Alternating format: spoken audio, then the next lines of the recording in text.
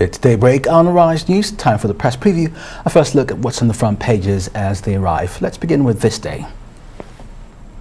It's leading with NSA, military developing new strategies to curtail terrorism, and says there will be renewed momentum against insecurity.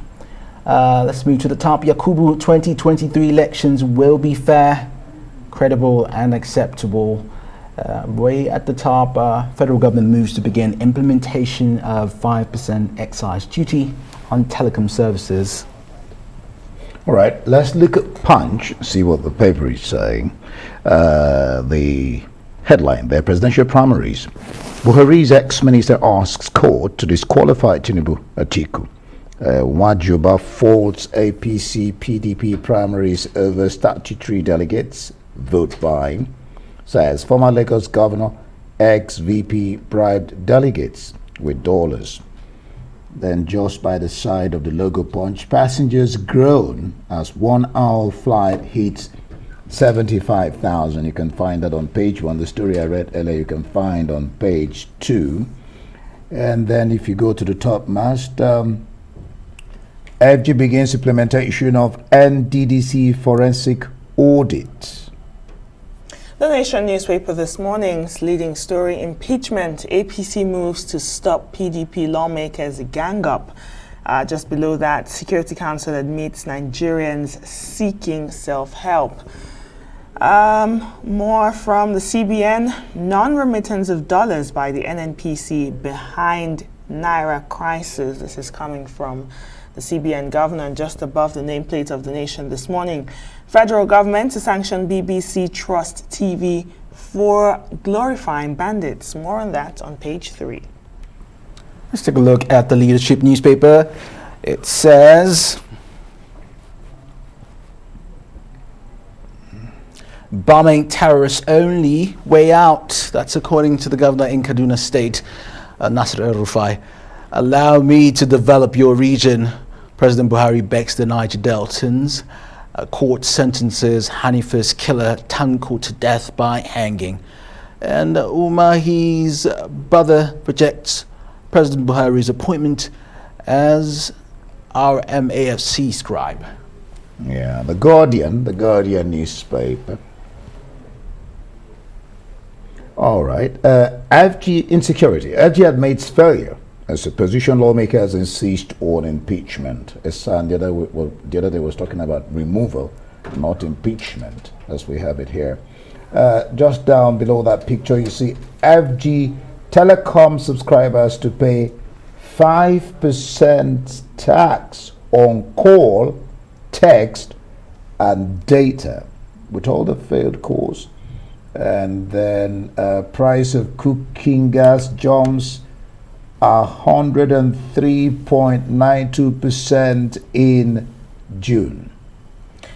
Some international papers. The Independent. Let's take a look at the two headlines. Birmingham opens games with a bang. A spectacular opening parade last night kicked off the Commonwealth Games at the Alexander Stadium. And just below that, energy firms soaring profits spark outrage. The Daily Express says, Sunak, I will kick 5,600 foreign criminals out of Britain. Independent. Energy firms soaring profits spark outrage. Companies earn billions while Britons face huge bills. Birmingham opens games with a bang. That's the Independent. The Financial Times this morning. Centrica urges more state help with fuel bills as profits soar. Some riders there, annual tariff forecast to hit £4,000 as suppliers' earnings increase fivefold. Another headline here, West London faces ban on new homes as electricity grid runs out of capacity. Well, for the press preview, let's bring in Emmanuel Bello, who joins us from our offsite studio. Emmanuel, good morning. Thanks for joining us. Let's take a look at this day newspaper, and its headline from the NSA says military developing new strategies to curtail terrorism. This comes after that long meeting that they've been having. Also, it says there will be renewed momentum against insecurity. What are some of these new strategies? Do we know anything about them? Nkechi, good morning. Indy, Kenneth, morning. Well, yeah, the story is not saying, he's not revealing much, but he's not talking so much about the details. He didn't go into the details of what those new offensive or new methods are. But yes, it's important that he says that, because a lot of people are saying, look, remember that former President Obasanjo has said that this government is running out of ideas. It's overwhelmed and is running out of ideas on how to curb this. And those recent attacks right here in the nation capital is suggestive of almost, pointing to that. And because it's very symbolic, if you can attack the headquarters or the seat of power, some people will tell you that that is signifying a lot. That's showing that that's one of the boldest things terrorists do. The final frontiers in taking down a republic or even taking over a nation.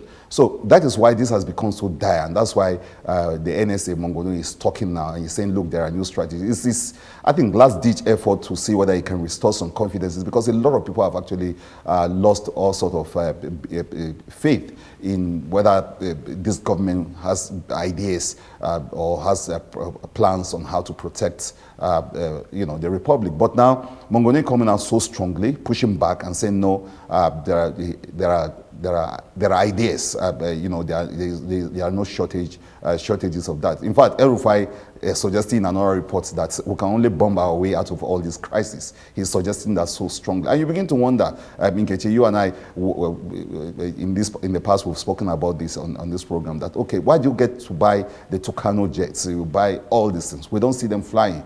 We don't see them doing things. But of course, government comes around to say, look, security is not in the open space. They have got plans. They're keeping their plans close to their chest. But don't worry, we're on top of the situation. So that's what you are getting now, reassurances, whether from the FCT command or even from the highest level of the security forces. That's the best they can do now. Say, look, we're on top of the situation. We are fighting back. We have gone down 30 terrorists. We've done this. We've done that. We are getting more armament. We're spending more money. They are talking about their spending plans. They are talking about other, redrawing the architecture. And then they are talking about these meetings, Nkechi, that you just spoke about. They have these meetings again and again and again. All it's an effort at reassuring us that, look, they're on top of the situation. But there are people who say that the fact that just last night you have terrorists battling our men at the city gate tells you that this is too close for comfort. It is no longer business as usual. If you live in this city, there's no way you will not be scared that this is happening. But of course, the NSA is saying that no, they're on top of the situations. No one should panic. The other thing he's talking about is the fact that you and I should help. He's talking about us helping the military, that it is not just going to be a military offensive. It's going to be something that you and I are supposed to be part of. Even accusing, in some quarters, accusing the media of not playing its own role. I mean, that's another huge topic on its own, but that the media has not helped. You begin to wonder, Nkechi, you and I, what we're supposed to do. We only report the stories. We don't manufacture the story. But of course, the media has been accused too of glorifying, as they call it, glorifying that BBC report with another network here, that it's glorified the militants, and that the way we report them, we're reporting them as if it's fake news, and we're trying to cause panic. We're not being patriotic. Once again, the media is on trial in this matter, and you begin to wonder whether that is a fair assessment or not. Well, Emmanuel, I'm surprised, but I don't think I need numbers to say that most Nigerians have lost confidence in the government's ability to protect its citizens. But what worries me even more is the words of the governor in Kaduna State, Nasir El-Rufai. He's supposed to be a close ally of the President, Muhammadu Buhari, and he's made suggestions in the past to bomb these terrorists. Why do you think the president's not listening to some of the suggestions he's been giving? And Kenneth, what is even worrisome was that the president didn't even know the other day that he's up for a kidnap. from what Erufai said, he had, himself and the other governor had to actually tell him that you are next in line for the kidnappers. They seem, that would tell you that there's a certain form of, there's a disconnect, so to speak. There's a detachment from reality.